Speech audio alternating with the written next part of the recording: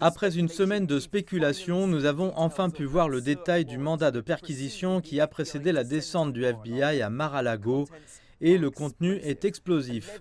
11 lots de documents qui devraient normalement se trouver ici, mais se trouvaient, selon le département de la justice, entre les mains d'un ancien président mis en accusation 2 fois. Parmi ces documents, des papiers estampillés du plus haut niveau de classification, destinés à être consultés uniquement dans des installations gouvernementales sécurisées.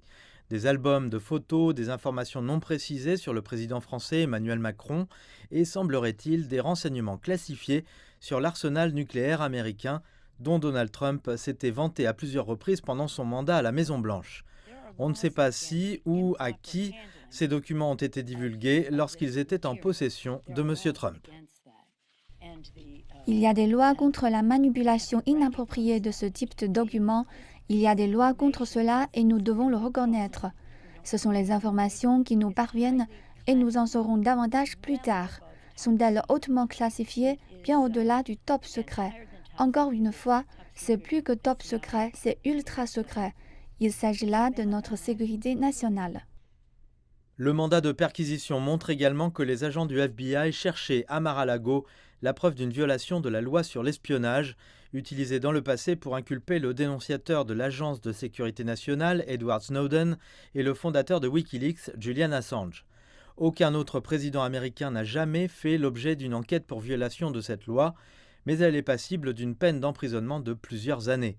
Par ailleurs, Donald Trump a salué la publication du mandat de perquisition qu'il aurait pu rendre public lui-même selon ses propos. La descente du FBI a également provoqué l'indignation de ses partisans qui ont fustigé les agents des forces de l'ordre et même à un moment donné suggéré que les preuves avaient été fabriquées. J'adore le FBI, j'avais un tel respect pour le FBI, mais nous avons des préoccupations aujourd'hui. Nos préoccupations aujourd'hui se portent principalement sur les dirigeants.